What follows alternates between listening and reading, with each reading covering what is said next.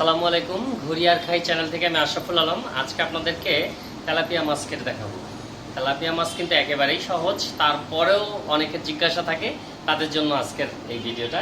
তো আমরা একটা তেলাপিয়া মাছ নিয়েছি, এই যে এই তেলাপিয়া মাছটা নিয়েছি। এই তেলাপিয়া মাছটার ওজন হচ্ছে প্রায় 1168 গ্রাম, প্রায় 1200 গ্রাম। এই মাছটা আমরা কাটবো আজকে এবং আপনাদের সাথে শেয়ার করব কিভাবে আমরা কাটি এই মাছটা। ওকে, এটা কাটার জন্য যে জিনিসগুলো নিয়েছি, একটা কাঠ নিয়েছি, একটা বোর্ড এবং একটা নাইফ, ব্যাস এই তিনটা আইটেমই আমাদের প্রয়োজন।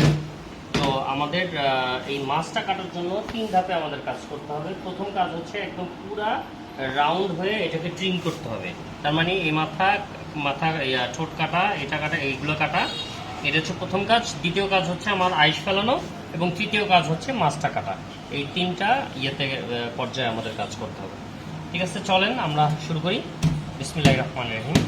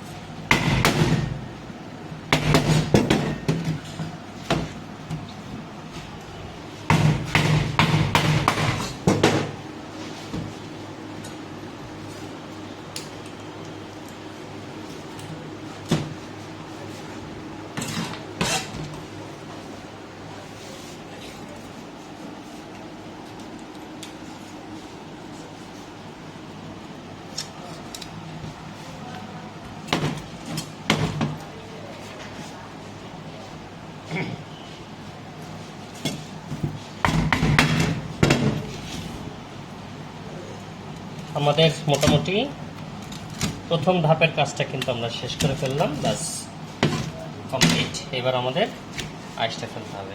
চলেন।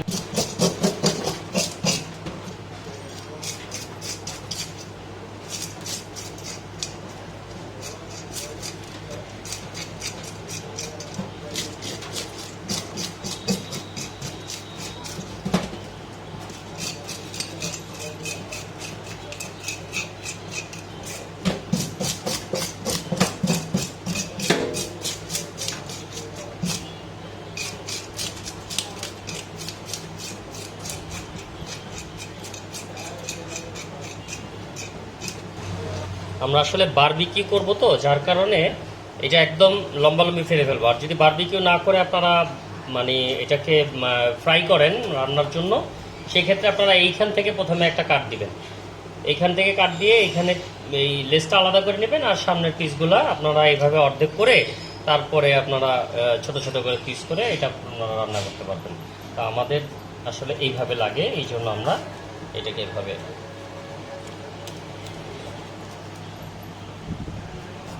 এভাবে ফাললে আবার ময়লাটা খুব সুন্দরভাবে বেরিয়ে আসে।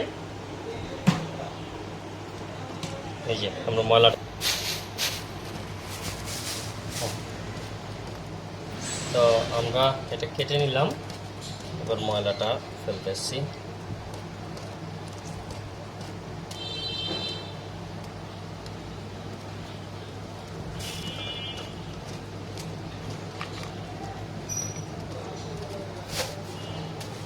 ব্যাস ময়লা চলে গেল।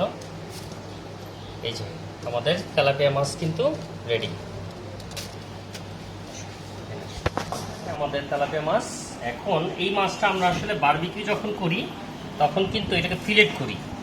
ফিলেট করলে যে সুবিধাটা হয় সেটা হচ্ছে মাছের মধ্যে খুব সুন্দর ম্যারিনেশন হয় এবং খেতেও খুব ভালো লাগে। যে টেকনিক সেটা হচ্ছে, আমরা এইখানে ভেতরে একটা চেম্বার আছে দেখতেছেন, এই যে, হ্যাঁ, এই চেম্বারটা আমরা এরকম কেটে ফেলি। এই যে চেম্বারটা আমরা এইভাবে কাটলাম, কাটার পরে এই চেম্বারের দুই সাইডেই কিন্তু তেলের একটা আস্তরণ আছে। এই যে তেলটা বের হচ্ছে, আমি দেখাই আপনাদেরকে আরেকটু। এই যে তেলটা, এই তেলটা যদি ফেলে দেন তাহলে কিন্তু তেলাপিয়া মাছের যে গন্ধটা থাকে ওইটা থাকে না। ঠিক আছে, তা আমি এই দুই সাইড থেকেই এই তেলটা ফেলে দিলাম। এই যে দুই সাইড থেকে আমরা এই তেলটা ফেলে দিলাম।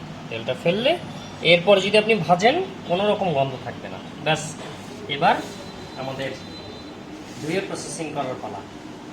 আজকে এই পর্যন্তই, দেখা হবে নতুন কোনো ভিডিওতে। আসসালামু আলাইকুম।